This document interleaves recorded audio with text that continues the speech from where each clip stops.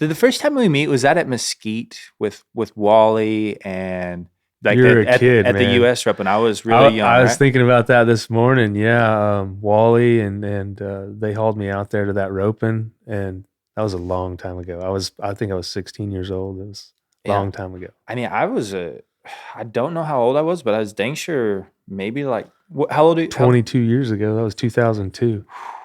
And how old are you now?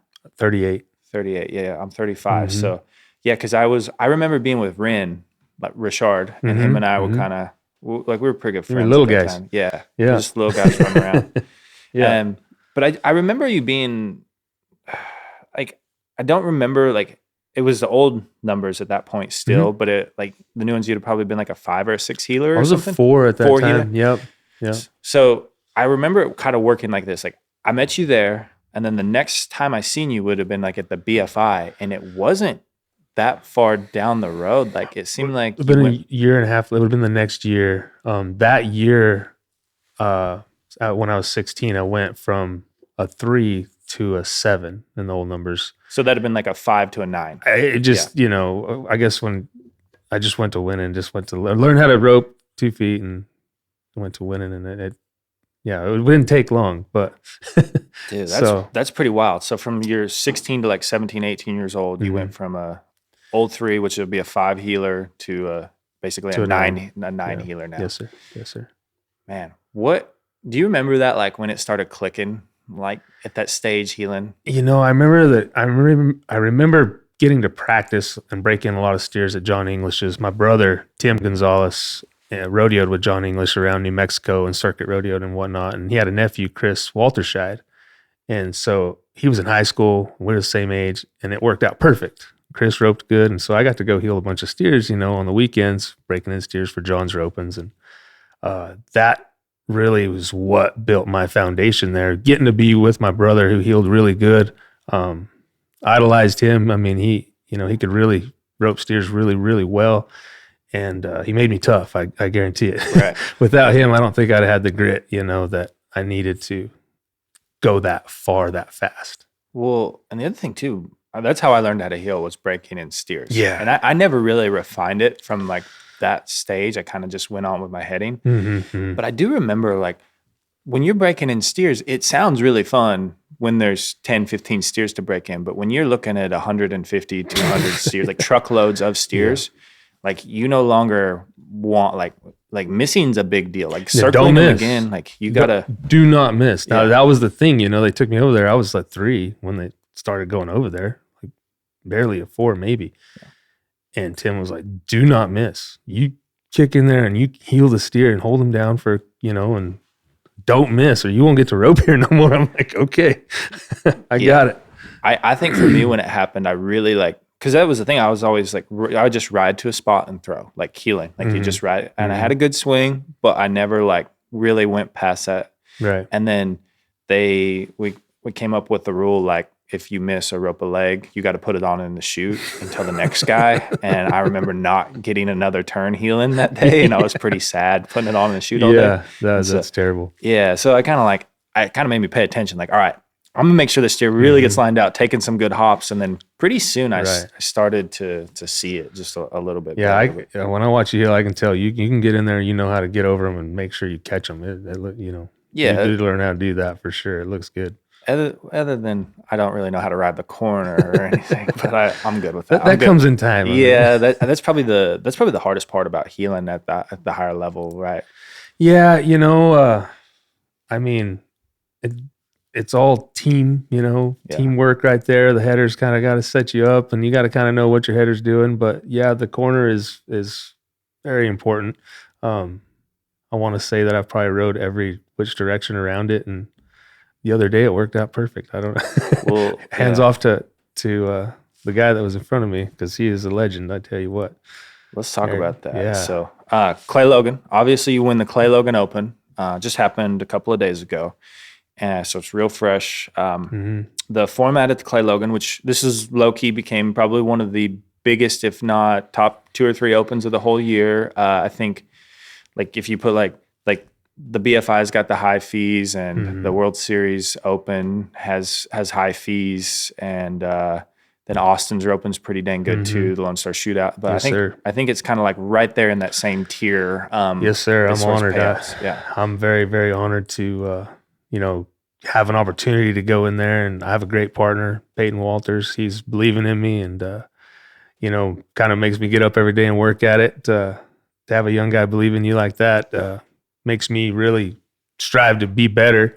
At my age in my career, and to get to draw in to a pool of guys, that field was incredible, and I felt like when I got the text and seeing I got Erich, I'm like, man, that's my guy. Like I feel like I can do something with him. And so, from that moment on, it was like, all right, it's go time. And, that morning, a little backstory on that day, I didn't wake up. I hadn't been feeling my top tier, energy wise, but anyhow, we'll get to that in a minute. But I just felt like, that morning God woke me up, and before I even opened my eyes, he literally told me, just believe in yourself. And so like the whole day, that's what I grounded myself on. I've never really had a win like that in that pool of guys, especially to win first and to the way it went down and the runs we made and everything. It was like, that's how this feels. Yeah. It was a dream come true, honestly. But, back as far as the headers in the corner and all that, I felt like he did the perfect job on every steer. The steers were running and they did not feel like they were getting away. That was what was incredible about the whole thing. And then to pull away with a win and, a big top tier roping like that, it's a dream come true. I can honestly say that. Well, man, what is so cool about it, right, is like just watching the roping. I was pretty much babysitting all day, and while everyone else was working, I'm just kind of hanging out, kind of keeping everyone going. But 152 team Open in Stephenville, Texas is already like, it's just a whole different animal, right? And then the other thing that happens when you give guys 3 runs, because it's pick one, draw one, and then I think you can pick a third run. So that format lets headers really get some feel, healers get some feel, and those ropings are going to be tough. You go stir your mix in with those guys on a setup like that.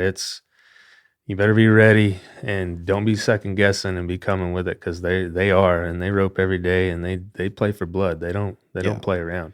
Yeah, and they'll take risk because they know they got more bullets in the chamber, right. And it's like it kind of lets guys ride that line. And then from the cattle standpoint and Clay and Shane, how they set that roping up, the score's out there. Mm-hmm. And it, like in the first round, I thought 7s looked like a very good run. Like they did, yeah.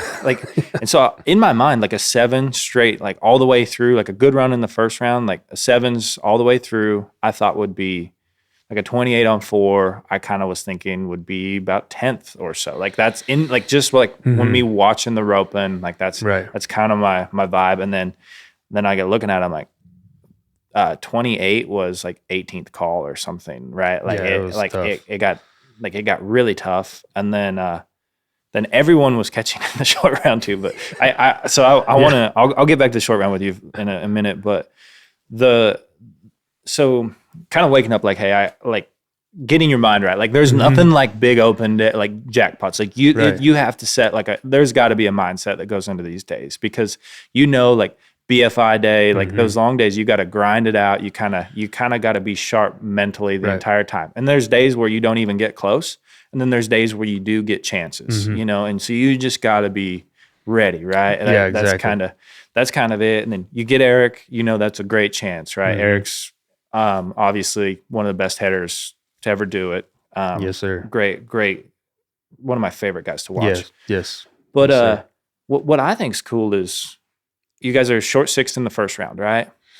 Yes. I think I don't have the times right off the top of my head, but I think basically round 1, it's you guys are right at the front of the roping. And then after round 2, it's like either long 5, short 6 again. We're 5. Yeah. 5. Yeah. So you're like long just drew a good one. They pulled his wrap right after we he was done for the day.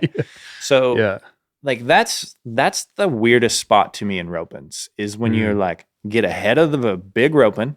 Yeah, at the beginning at the beginning of it. Right. And it's like, well, I got to stay on the gas, but I already know like, and so like mentally, like what does that look like as far as like your mindset? Like, at that point, my horse got way around that second one. He was loping, and I mean, I was like, okay, don't pull on him and make him go by. Just heel the steer fast. Like, don't panic. Heel the steer like you would anyway. So we, good run. Third round, I'm thinking, all right, that's it. Just ride to the cow and heel the steer. And I never really thought any different the rest of the day as far as, I didn't think, we need to keep drawing good. We need to do this. We need to do that. I was like, doesn't matter. Just get a good smooth roll, get to the cow, heel the cow. Doesn't matter. React. Like, and once I loosened my mind up to that is kind of when it all started coming together. I didn't get tight. I didn't try to take another swing, but it just felt like when I turned in, the steer was jumping right in front of me. And all I had to do was place my rope. I mean, I roped a sawhorse all day, every day. So that's what it felt like. Right. Let's talk about that heel horse too, right quick. Because I don't know if we were recording when you kind of mentioned it, but this horse you've had for a while, futurity, like rode him at the futurities, right? I rode him at one futurity, the one in the two. fall. Yeah, right? The last one he could go to, the big one, Jay Wadham's, the good one. Yeah, and was close there. Like I roped the leg on a bat. I mean, steer duck left, head rope went on. Luke did a good job. And steer, when he went back left, he just split his legs and left me. And I felt like I healed him. Just roped the outside leg. And I mean, who knows? I might have made it back decent. I might not have. But he did pretty good. He scored good, though, right? He scores good. He runs hard. He was a little choppy on the first one. I'm not a real show horse guy, so I threw like before I had him set up to stop. But anyhow, he did great. I've had him since he was a yearling. We have some good friends of ours that ride some cutters, and they bred him. And he was a little wild as a yearling, and so they decided that they didn't need him, and so they gave him to me. And he's been my boy ever since. He's like a pet coon. He's something else, but he's been great. I rode him. I could have showed him his 4-year-old year. I didn't enter him. He was ready. And then when he was 5, I rodeoed with Corey Smothers right here around Texas. And I mean, if you know Corey, we hauled the wheels off of him. We went every week somewhere. And that made him very, very good. I won second at Pecos on him at 5-year-old. And, for that setup, it's pretty good for a little guy like him. And, he's just been great. He gives me a chance all the time. And, he's still young, and he's got a bright future. I feel like we can go pretty far. This is his 6-year-old year, right? He's 7 now. 7. Yeah, so that was he just turned 7. So sorry. Yeah. Sorry, that's what I meant. He just turned 7. So he's just aged out. So that was like kind of the last year for the futurity. Yeah, and it's kind of cool to see a horse that like really kind of seamlessly bounces back and forth between kind of showing and. Like I said, I felt like he marked pretty good. I didn't watch all of the futurity, but I do remember watching a couple of runs, and I thought he marked pretty well. He marked pretty good. The one I roped the leg on, I think he would have. Yeah, it would have been great. Like if I didn't rope the leg, that was the best one. He was framed up square. He never moved his head left or right. Didn't gap his mouth, and he drug it. And he felt great. I just didn't execute. Well, so going back to this roping, right? Obviously, you got a lot of chemistry with your horse. You've got a lot of trust in him, even though he's a younger horse. He's he's tested at this point. You got a lot of feel, kind of knowing where to put him. And so the one thing that I think happens a lot at these ropings is you've got a header that's got game. So like even jump into like that roll that happened in the short round, but there's a few of those rolls like that probably throughout the day where your header is a coil and a half on steers that are pretty fresh, running and setting that up. Like that's kind of the cool thing, right? Is I feel like if you're like as a healer, like what kind of creates that ability to like react as opposed to think through? Because I think those are the ones where they get pretty hard, to ride the turn and set shots up. Man, I think that if you're thinking, you're already done. I truly believe that. I tried to leave my mind outside the box and just, all I'd say is, this is just a cow.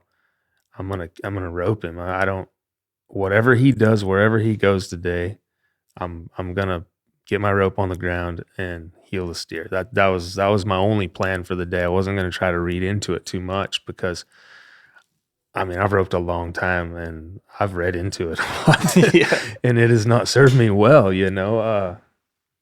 I feel like if at this point I've been roping so long that I need to let all of that stuff go to be able to use the fundamentals that I've built to be able to execute like I was able to that day.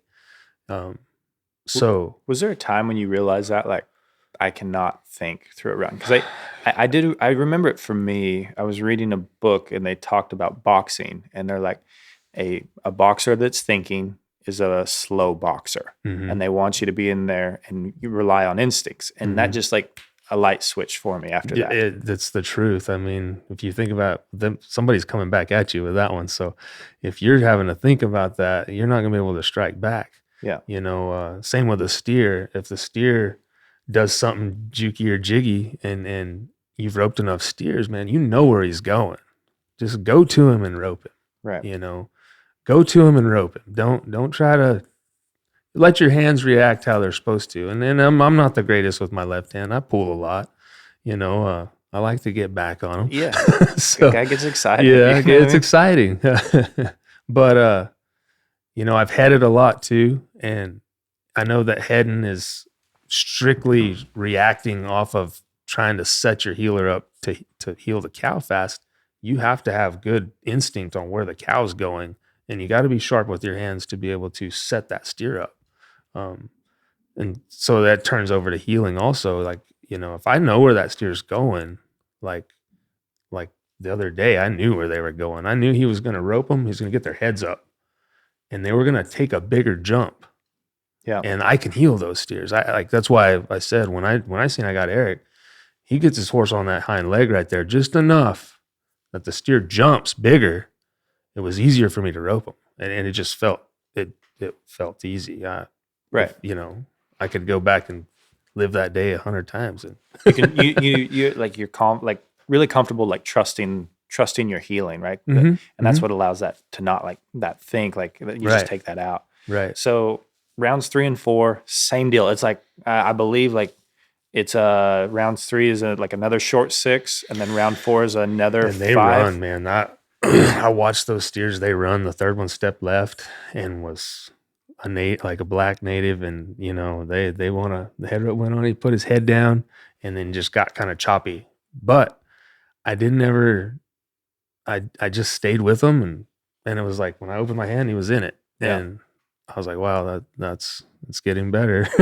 Right. It's feeling easier. And then same thing, the fourth one, it was like steer run. He was a little straighter. Not as choppy, opened up really big, took a big jump, and I didn't swing as hard, and just got to set my rope down.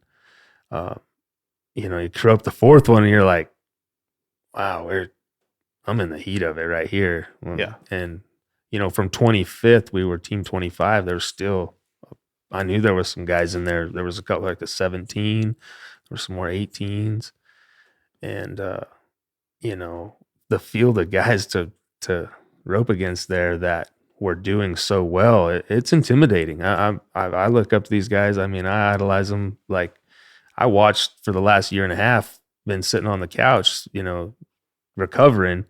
I've watched every perf, every roping, everything, and to be in that position at that point was pretty surreal for me, because I didn't see myself there, as Right. far as that goes, like, because I know what they put into it, man. I know how much they work at it every single day to be as good as they are, and I can't tell you that I know what it takes, because I've never done it, but I know it takes a lot. I've tried to be good at it my whole life, and I'm not even made it to where they're at. You know what I mean? I have a lot of respect for those guys. Right. Well, let's talk about this recovery and kind of you kind of talk about that, like you have a diagnosis with cancer, right? And so you've kind of roped your entire career, right? Like you've been a guy that's always been in it since I said, since I first met you when, you're 15, 16 years old. Yeah. And so like kind of take me through this, like, hey, when does this kind of come along? And then like perspective as far as like, how does it change with like, because there's a lot coming at you, I'm sure, but you still seem to find like you've got this passion for roping. Like how does that kind of come into effect there? Yeah. I feel like a person, depending on where you're at in life, it's always going like this, right? And if you can't just try to stay as mellow as you can and then in the middle and accept that where you're at's where you're supposed to be, then you're going to fight it. And if you're fighting it, then it's hard to get back to this spot where you're just forever grateful. And with me, rodeoing my whole life, I was a horseshoer for 20 years. I mean, I still do my own, but I was always trying to find a way to make it, right? Yeah. Try hard, work hard, shoe all day, rope all evening, and I've done good. I've done well. I've had a great life, great life. With what happened when I was diagnosed was it all had to stop. Like it was over. I couldn't do it no more. And I tried it. I did it all the way up until I could not, like I was almost dead. Right. And went in the hospital for 12 days, came out, diagnosed, first round of chemo, and was depleted. Like I was 30 pounds underweight. I mean, I was almost dead. Right. When you don't know if you can get up again the next day or if you're going to live to see the next day. And I mean, I've got 2 beautiful children, beautiful wife, family that loves me and cares for me. And I just realized that, I can't stop fighting right here. This isn't the end for me. With all of that going on and not being able to go outside and be on my horse or, go brush my horse or feed him, it just made me realize that, I love roping so much and that is my passion, that how could I ever, so I don't know if there's a good way how to put this. I'm kind of losing my. Well, if you think about it from like I'll kind of jump in, but Yeah. I think what's like the wildest thing about this, right, is you've got your lifestyle that you've lived, and I feel like we almost like take it for granted, right? And get upset when we don't win, or like, and you have these things, these lows, like you're talking about, like going up and down, and you've got these lows that are at the end of the day more like superficial, and then when it kind of all gets taken away, it's like, hey, I do miss just brushing my horse and the actual, right? Like that's a huge thing that you like lose perspective on, right? You hit the nail on the head right there, and thank you for that. I mean, because it's a perspective change, and just to realize that what I had is just great. It doesn't matter about the wins. Those wins are for me. It's like you were doing. I listened to your last podcast, and all he was saying was I cried myself to sleep because I didn't win that night. And I'm like, dude, that's been me. I've been so upset because I just couldn't succeed. Right. And I'd give it my all. Like I won't stop for nothing. That's just who I am. I will go until I cannot go at all. I mean, and I almost did it until I died. So, to be able to sit back, I feel like God put me in this position to open my eyes to just be a light for people. And I don't see myself winning this for any other reason, not for the money, not for me, and being able to be here to come with you and share the story is amazing to me. I don't feel credible for it by no means. But I do know that it did happen for a reason, and I'm everything does. I don't feel like anything's coincidence. So right. Do you think like being in that in a tough situation, like I ask this question a lot, like when the lows get real low, it seems like those are some of like the most important moments, right? Because you question so many things and you really have to, like, you really get to the root of your like why, like what am I doing in my purpose? And I think it's like, and I've always, my deal's more been like, hey, like rodeo and I've got my butt kicked, or that, like with talking to Nick, like, hey, when he wanted to win something so bad, like like he's at a real low point, but it's never been with just like a life perspective. Like, hey, my actual like livelihood is kind of right, like something that I've completely, probably not any of us really think about. Right. And so when you get to that like perspective, what's been the biggest like positive thing to come out of that, like that low moment, or as far as like, has there been a shift in like, hey, like you have, because you do seem very positive to me, like, and you've always been that way, but like even now it's like there's like it's weird, I don't know how to explain it with you, but it's like a calmness, like positive, like you're a very happy person when I talk to you now. I can see a shift, but I can't quite like place it, you know what I mean? Yeah. I feel like I try to wake up every day and try to make every day better for everyone around me, the best I can. My wife's looking at me. No, but we like to cut up and have fun, and as far as going out to the ropings and stuff, I don't try to bother those guys a whole lot. I know they're there, they're serious and whatnot, but I like to say hi and tell everybody hello, and just, if I can just be a smiling face. I don't want to be, Debbie Downer on nobody, or, I feel like that's important to me. Like that's something that I will continue to do no matter what, no matter, I'd get upset. Yeah. It sucks to rope a leg or miss or, not win. But I tell you what, when I didn't think I was ever going to get to rope again, it doesn't matter no more, man. I'm just glad to show up. Right. I mean, I'm just glad that I am able to show up and enter and rope against these guys that put so much into it, that I'm a fan of team roping. Everything that goes into it, all the companies, what you've done with this is just incredible. So to be that light for somebody, because we don't know what anybody's going through. We don't know that day what happened. I mean, I've got a good friend, just lost his dad. I know what that's like. It's tough, and I want to be there for those people, just to know, hey man, you want to talk, whatever you need, come hang out. We don't have to talk, whatever, whatever you need. And I want to be that person for anybody, really. I'm not prejudiced against nobody. So that's the perspective that it's given me, really. That's kind of where I feel like my faith has led me to be more, like you say, on the positive end, pushing people to smile and let's have a good day.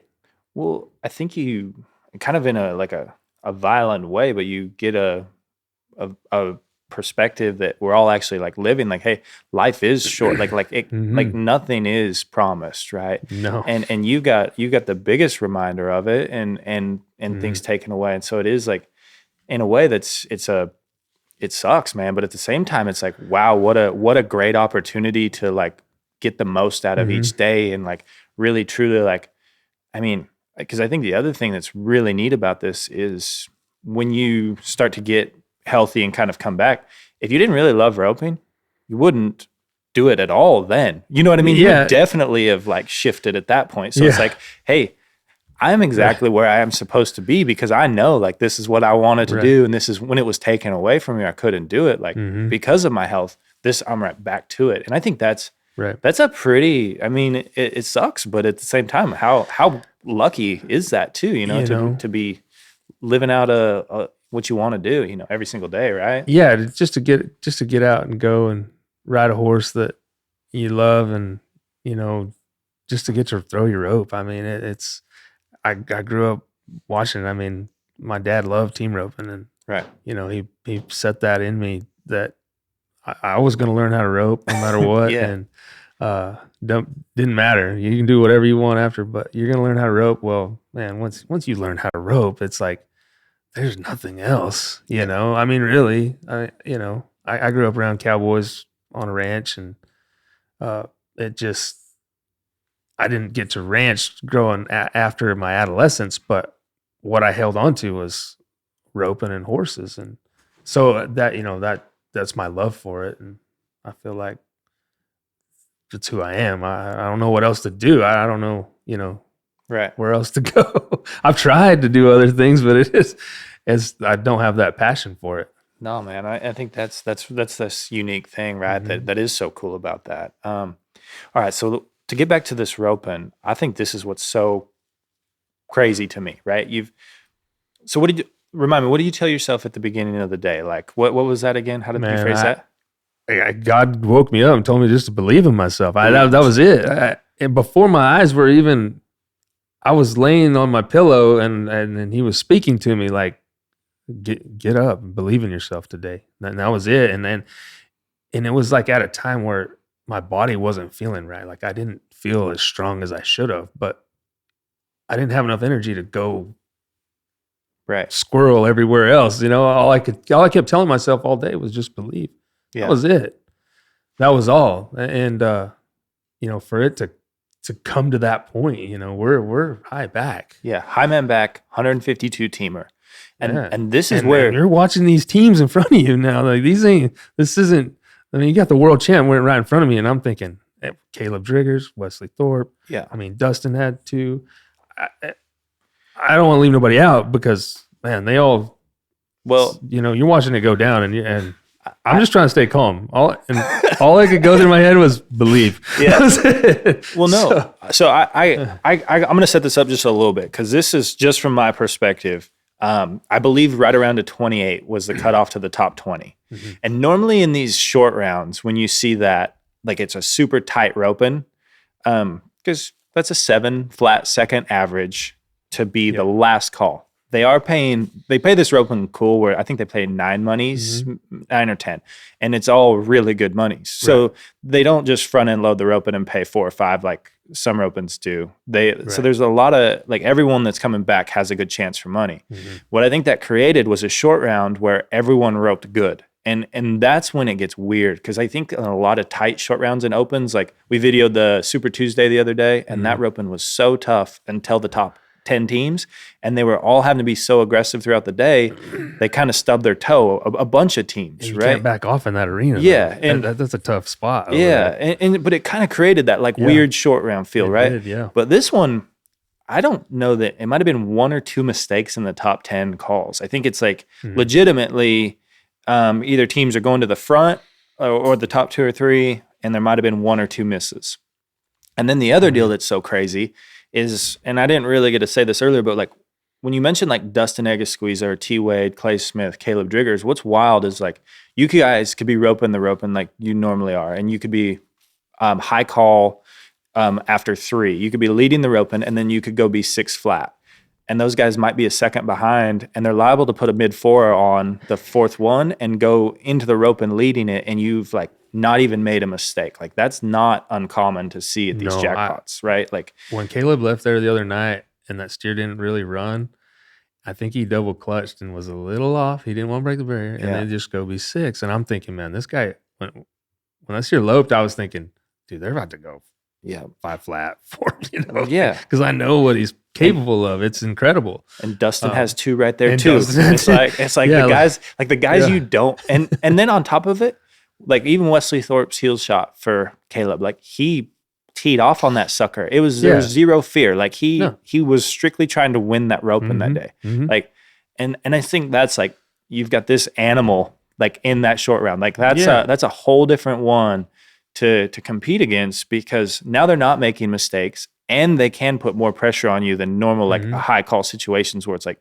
kind of go lay up. So like I gotta know, like I know you're talking about like believing in your mind, but like how does your like mental game look? Right? Hey man, I can look at it right now from where I'm sitting and I'll be like, I was the weak link, bro. I'm telling you. You know what I'm saying? Like I know they're happy for me and stuff, but I haven't been proven, man. I've roped a lot of steers my whole life, but For me to catch that steer right there, all it took was me just, I didn't think of nothing, man. I was like, this steer ran, he left there running, and all I wanted to do was don't double clutch my start, hold, when he leaves, you go and ride.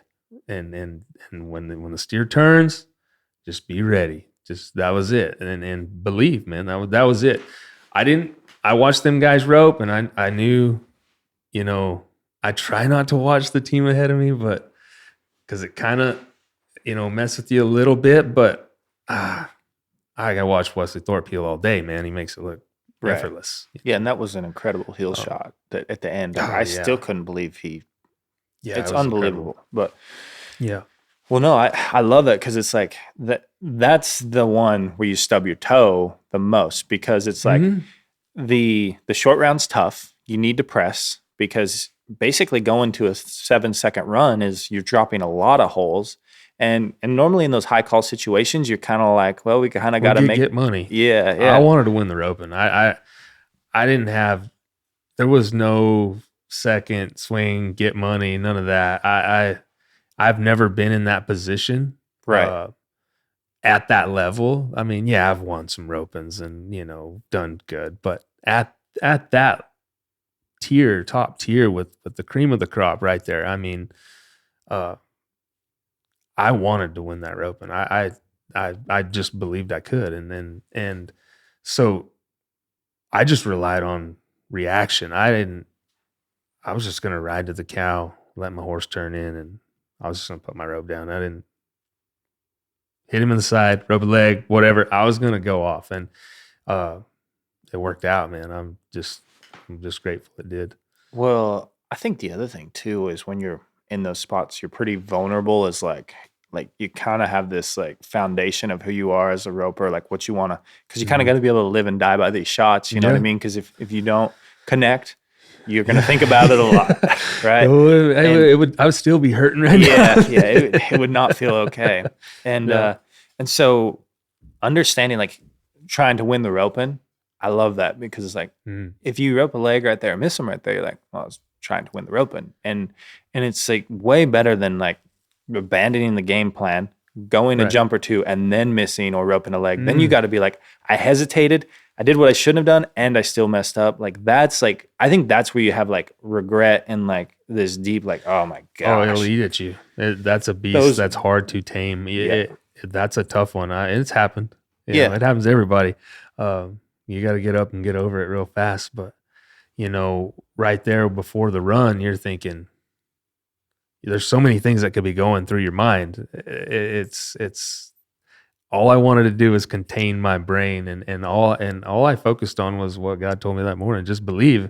And I'm telling you, I haven't done that in a long, long time. And for that whole day is still kind of you know, I'll never forget that day, because he proved it to me that if you just trust that anything is possible, especially from what I've been going through for the last 2 years, for it to culminate at that point, you know, and I'm not tried to set it up that way, you know, the last few years where, man, I'm going to make a comeback. And I've just been trying to stay diligent with, you know, stay moving, keep riding, try to work on my health, try to get better, and just be patient. And, you know, it just, this winning that rope and the Clay Logan was just like icing on the cake. It just goes to show that if you just stay even keel and trust the process, whatever God's taking you through, trust it and be happy, be content, and try to, if you're not feeling good, try to help somebody else feel good, because it's going to help you. You know, there's been days where I couldn't get out of my chair, and I'm just sick and I don't feel good. And recently, you know, and I mean, I'm better. I'm way better than I was a year and a half ago, like way better. And we're making a dent in it. So, but with that, you know, just, I feel like if I can just stay diligent in what I do and not try to overdo it, because that was my deal back for 20 years. Is I I would do anything to be able to rope like I did that day, or have a chance to win a roping like that. Like that's what I've been trying to do my whole life. And I feel like maybe I've passed up some opportunities that if I was just more mindful and calm and patient, it might have came a little sooner. I might not have had to die almost to realize that it's not all up to me. Right. It's not. I can only do so much. And do you think that's just like, do you think patience and process are like two things that need to just go hand in hand? And like, I guess if you could give your younger self, your 20-year-old self some advice, would it kind of, as far as like what it means about patience and process, what would that look like?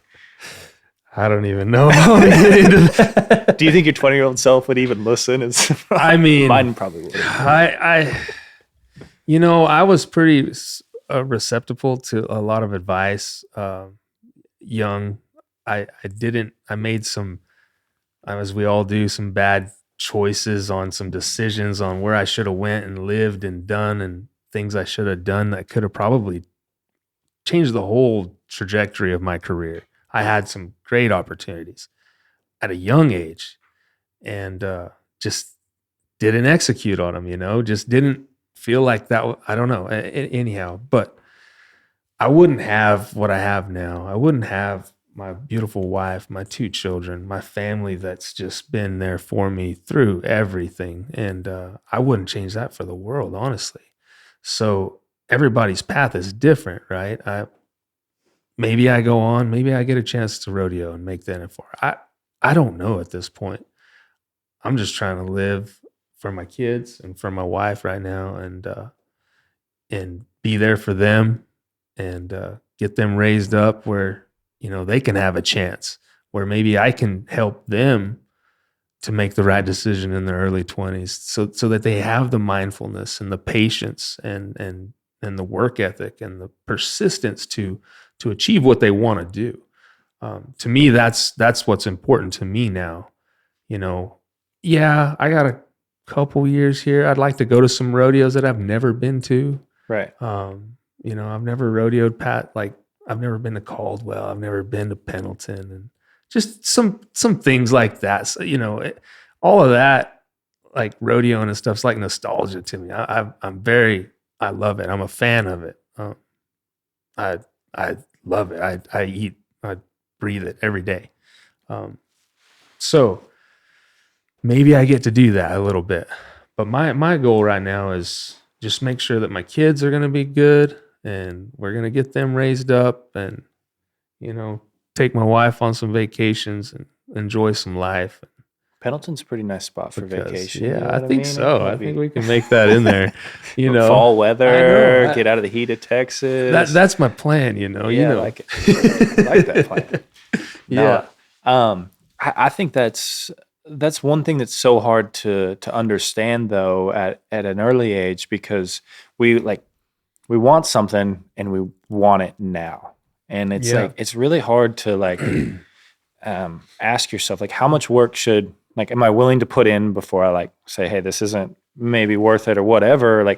How far are you kind of willing to go, I guess. And I think that's I never really measured that in my early 20s. And I think if I would have had that perspective, okay, I've just seen a few guys, I think Cade Rice is a great example to me. He rode under Clay Logan for as long as I can remember, 8, 9, 10 years. Mm-hmm. And then when he steps out on his own, it's he's arguably the best heel horse trainer or show horse guy around. He's that top tier guy, right? He built a foundation. Yep. And he's got something to stand on. That guy's incredible. I mean, a great guy too.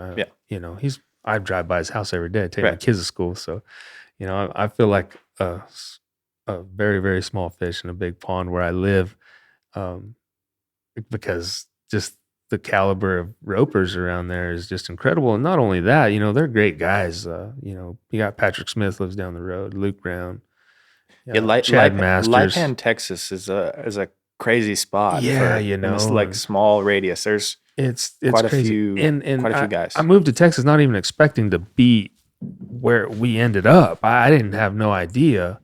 I came out here to shoe racehorses and to rope, you know, like Right. I'm gonna get closer to the ropings and I'm gonna step into a bunch of horses right here. I can make money and I can go rope. Well, let me tell you, that was some work now. Early on, my dad taught me how to shoe, said you'll never be hungry. Right. And he was right. I didn't ever starve. I worked, and I wish that I would have, if I wanted to rope, one thing that I would have done different is I would have just went and worked for a guy that roped and like calm down on the money and learn how to ride and rope and win and rely on that. I feel like that's kind of what, that was kind of my why.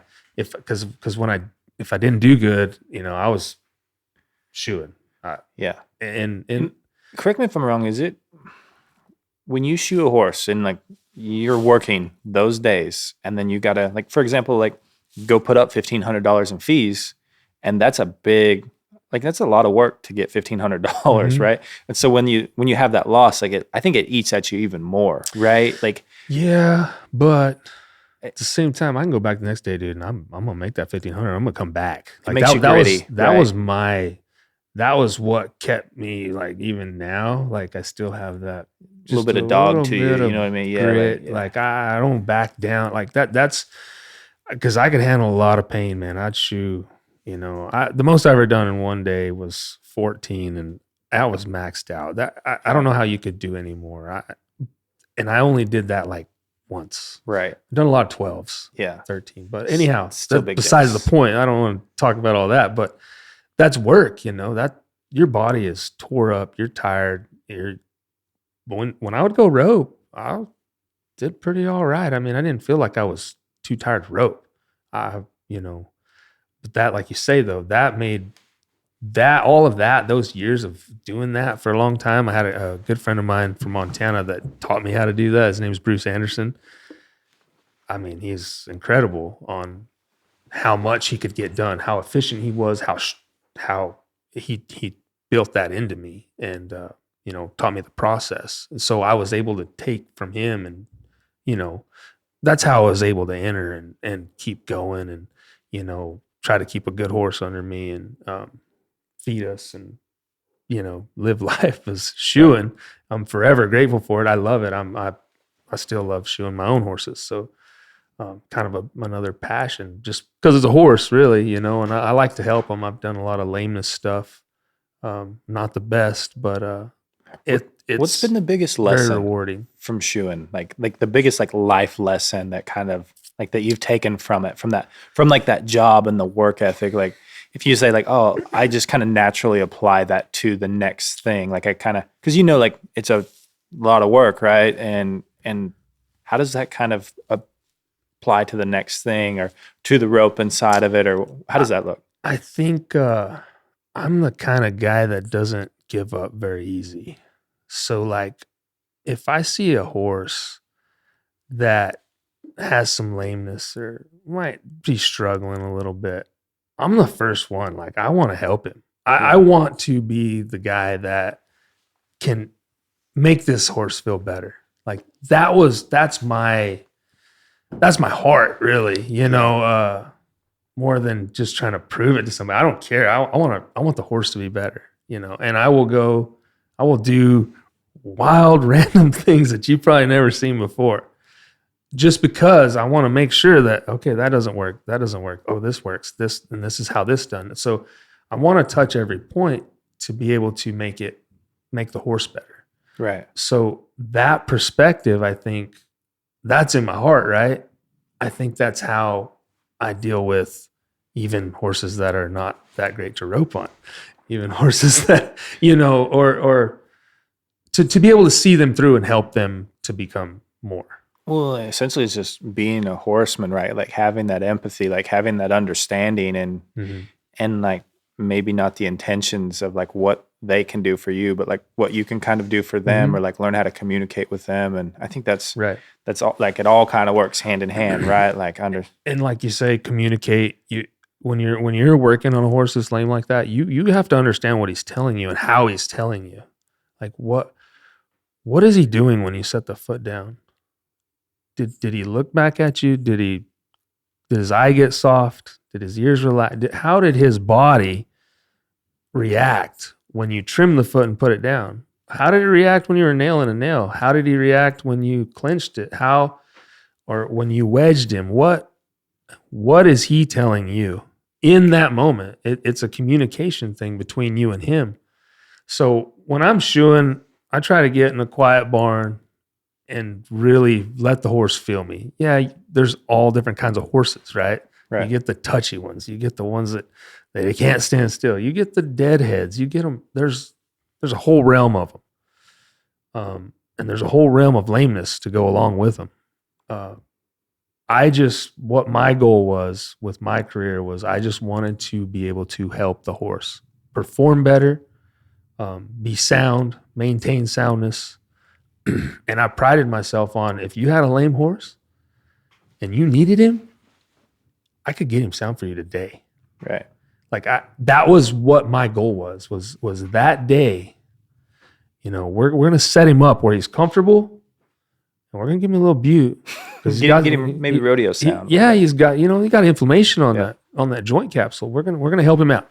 And that was who I was. I didn't really try to go work with a lot of vets and stuff. I did a little bit, but I was kind of like the guy out in the ranch, or wherever, I'd be at the rodeo trying to do something if somebody needs something. But that I loved that part of being a farrier was helping horses. That was kind of, that was more to it than the money for me. I always said I didn't really, I shot horses for the money, but I did it because I loved to help them. You could see reward in it, right? Yeah. And I think that's that's a big thing with when you are young, like finding that, like a job that does have a reward, a job that hey, if I put this in, I'm doing good, right? Like that's a big thing to have happen. And I think it's even better when it is hard work like that. Cause it's like you're like, hey, like, when you're done, you feel like you accomplished something. Yeah. You work, you do 10 in one day. You're tired, but your mind is like, you're kind of in a euphoria. Clear, It's clear. Yeah. I did a lot of work today, but I feel good about it. I feel like I accomplished something, and I could assume that's kind of what everybody's after, a sense of accomplishment. Yeah. Well, and then you can take that toughness and that hard work and you can apply it to roping. And it's like, hey, if you do want to compete at a high level, like you kind of know, like you can push yourself. You've seen like what you can do on this next thing. Right. And I think like I talked to Nick about that on that last podcast, but it's like, hey, there are some things from like our first jobs that we do a really good, like that we do well, how they do apply to the next thing. And it's like, so everything you're doing, it's like, well, do a good job at it. If you can do your best, it doesn't matter what it is, it kind of helps you even do better at the next thing in the next stage. And I think that's a really important thing to understand. Is I think people get feeling like they're above a job, or like especially young kids, like they don't really see the purpose in doing it, or whatever that is. I feel like sometimes some people don't realize that they're not just working for their boss. They're not just working for whoever they're working for. What they're really working for is for their God, because they are his child, right? Yeah. Who else is going to watch you all the time? I try to. It's like, okay, quick story here. I'm at Chad's roping last Wednesday. Right. Team ropers. They're at the arena. They burn some rubber off, and it comes off. It's on the ground. Well, Chad, it's his arena. It's immaculate, dude. That guy works. He takes endlessly great care of his great place. care of it. Well, we're talking. He comes, says hello. I, shake his hand. We get done. He walks off. He sees it, reaches down, picks up a piece of rubber, puts it in his pocket, walks off. No big deal, But he prides himself on that kind of thing, and that's what I'm getting at is, he's doing all that because that's who he is. And I look up to that guy.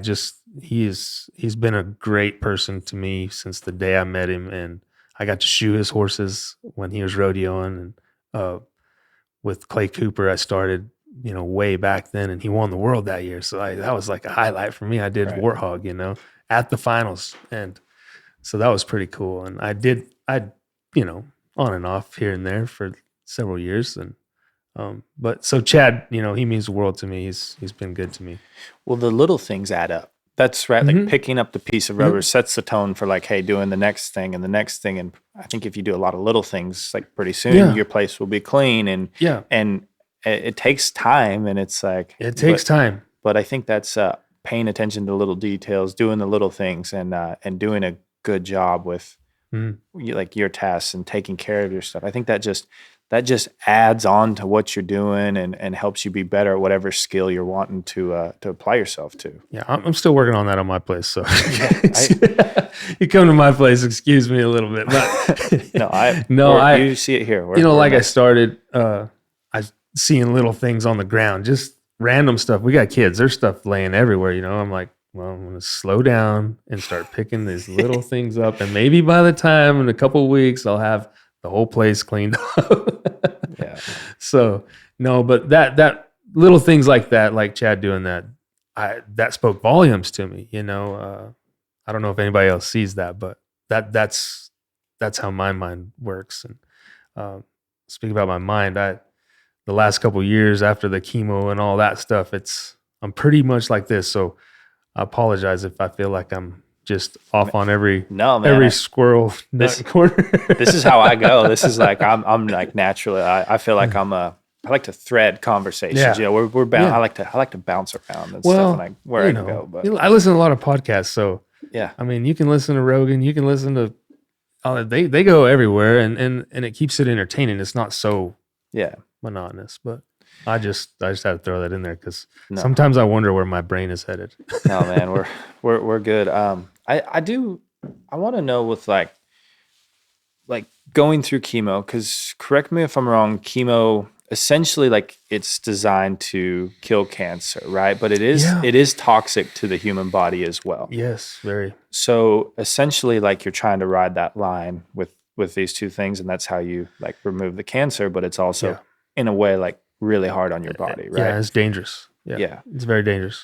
So it is something really extreme, and like as your energy levels go way down and you lose weight and sick, and you get through all the, like those things start to happen. Like, is that something like do you find like you become more spiritual? Like what kind of happens to you? Like your support system, like what, because that's like you have a pretty good idea maybe of what's going to happen, but as it's happening, like as you get in the middle of that fight, like what is that like? Like what are some of the ways that like really helped you, or what kind of pulls you through that? Man, in the middle of all that, like I did 6 rounds of chemo here in the States. Okay. All right. I started in October of 22. I ended in February, something like that, of last year. Got my last round. I got my last round, and I just started making plans like, okay, I'm going to give myself 6 weeks to get my white blood cells up so that if I cut myself, I don't just bleed out and have to go to the hospital. Because that's the thing is I had to be real careful during all that to not get a cut or a laceration, because if you can't stop bleeding, you're so anemic because it burns out all your white blood cells. This type of chemo here. Right. I mean, we can go into all that, but when I was going through that fight, all I could think of when I couldn't go out there was, all right, it makes you docile.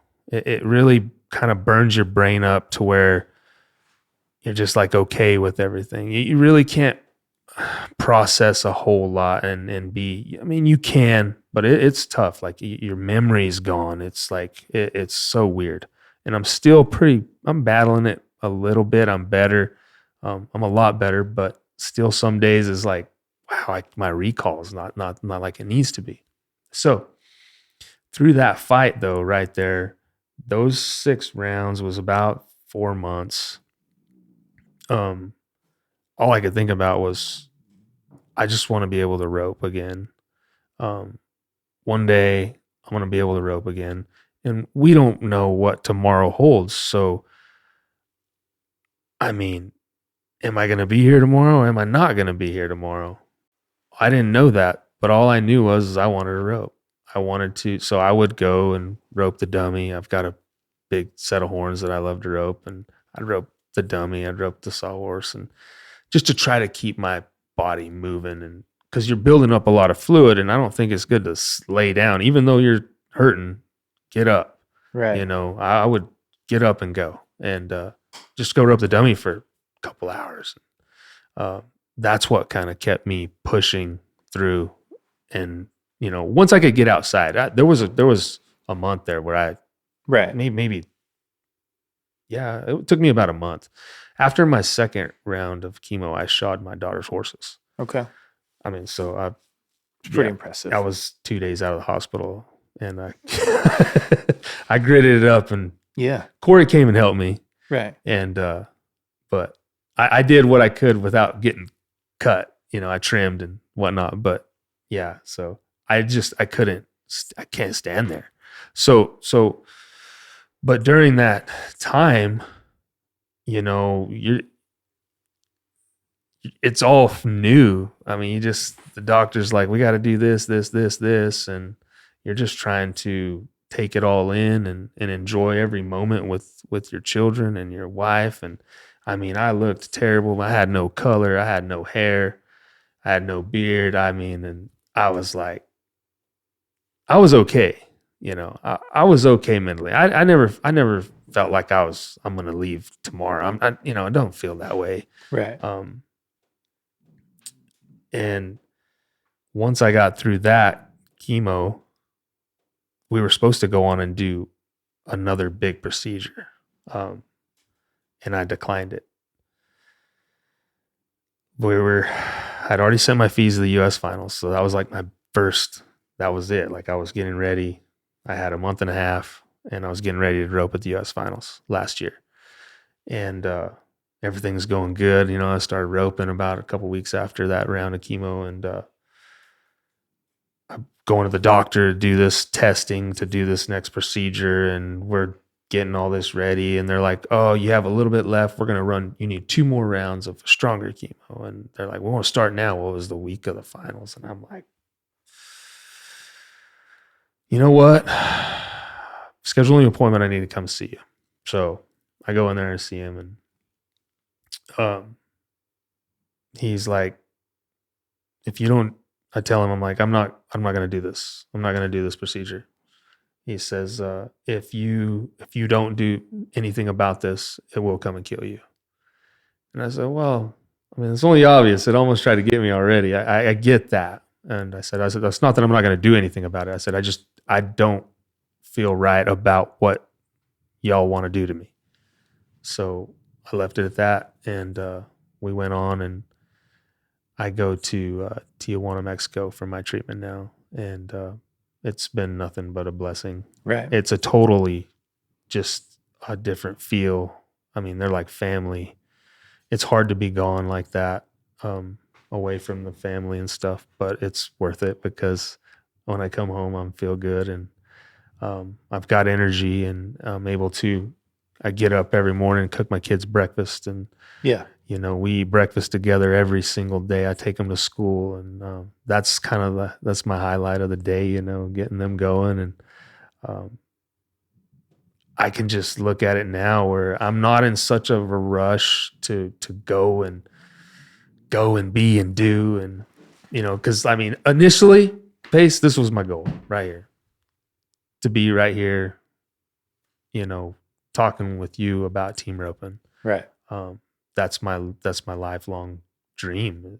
And for it to come in a way that it did right now is totally incredible. Yeah. It's totally unexpected. I stopped expecting it, you know, just because I'm just a guy. I'm just trying to raise my kids right now and survive and be good to my wife and my children and everybody around me. And so a true blessing just for me to understand that once I just kind of let it go, man, I pushed hard for a long time and I never even got close, Pace. I've never finished top 50 in the world. Right.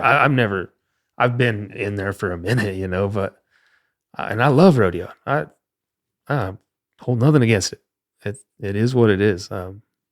But for this to be here right now is very surreal for me. I'm just dead honest with you. I'd never seen myself in this position. Well, I mean, you just kick their ass at the toughest roping of the entire year. You know what I mean? Like, I feel like that's probably the coolest thing about it. But you know, just living life. That's what's so fun, right? And the perspective of it, like, because I think that's the other thing is like I'm guilty of this. We get going so fast, and you just trying to accomplish all these things and then you kind of forget like I need to like slow down and do what's important. And I think that's the thing. And like, you know, getting that win, like that has to be like the coolest feeling. Just knowing like, hey, I still can't believe it. I got it. You know what I mean?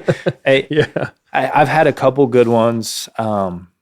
Probably nothing like that. You know, like I had the one at the BFI that was pretty fun, and I've had a few at the World Series, but like that one right there that you had is like everyone brought their best stuff. Like, hey, I mean, it was like this is as nasty as it can get. Yeah, it's tough. Yeah, so like I think that's probably the coolest thing about it. Like that's probably. I think the coolest feeling for me right now, just thinking about it, is it just felt like I was practicing. It just felt like, man, I just let my hair hang down and just I wasn't tight. I didn't, you know, it felt like I was practicing. Like, man, I just let my horse go and I got my rope up.